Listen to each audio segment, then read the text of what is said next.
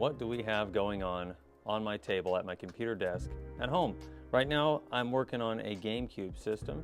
My cousin has a birthday coming up soon, and he was telling me how much he regretted selling his GameCube system.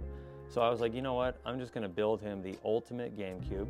I am currently rehousing everything in a new shell. Nice translucent blue. That's what it looks like. It's actually pretty good quality plastic as well. Just got done installing the LEDs, blue LEDs on the controller port board along with the new battery. So that's going to be cool. We'll be installing some new thermal pads. The mod chip that I'm using for this build is the Pico 2W, and I will put some stats up on screen for you guys to look at and go ahead and pause and check that out. Then we have our 512 gigabyte Samsung Evo SD card, and then the SD to SP2 Pro. This goes in the serial port on the bottom of the GameCube for the SD card.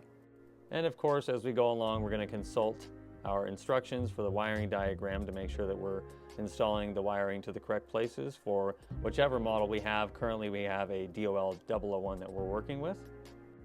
And the area that we will be working is in here. I'm also going to be giving this a try since we got this in the package from iFixit. This is their soldering station, and really nice. The quality, it's very heavy, and I'm excited to give it a try and see how it works. Somebody's coming over to check out what is Dad up to. What's up, dude? And just to mention real quick, there is software for both of these that has to be installed in order for this to work. You can find those on GitHub. Everything's completely free.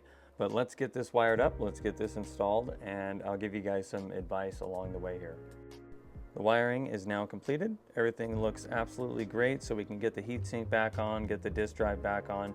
One piece of advice real fast that I want to give you though is these are little diode arrays, and you'll notice how close the screw that goes into the heatsink right here is, and there's a post that goes inside. Well, if you're shifting the heatsink back and forth to remove it, that post will go and glide over here and knock these diode arrays off. And I personally have done this before, so be very careful when removing the heatsink that you don't damage these. And I figured while I have the system open, I'm going to install a new laser into this unit. That way that's taken care of. And the last piece of advice before we go to testing this, these SD card readers that go into these serial ports are always incredibly loose, and it's just shitty how they're made like that. So what you can do is add solder to each one of these pins to create a layer that makes it fit better. And let me show you.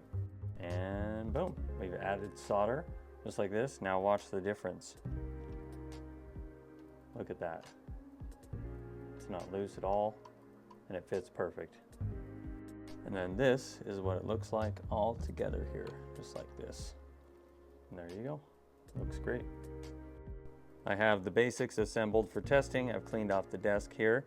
Just to go over real quick, we've got the LED mod installed on the front panel for the LEDs in the controller ports. We have our chip installed and mounted on the side here. New laser, new thermal pads, and we are off and running. So let's see what happens. Beautiful, and we should be greeted on the screen by Swiss for GameCube, and that is exactly what's come up. So these are the settings that we can save and exit, and we'll do that real quick.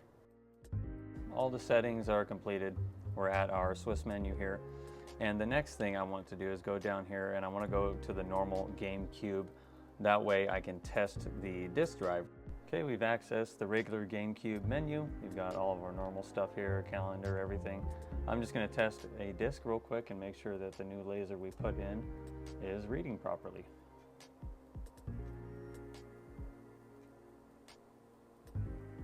Awesome, and everything is working like it should.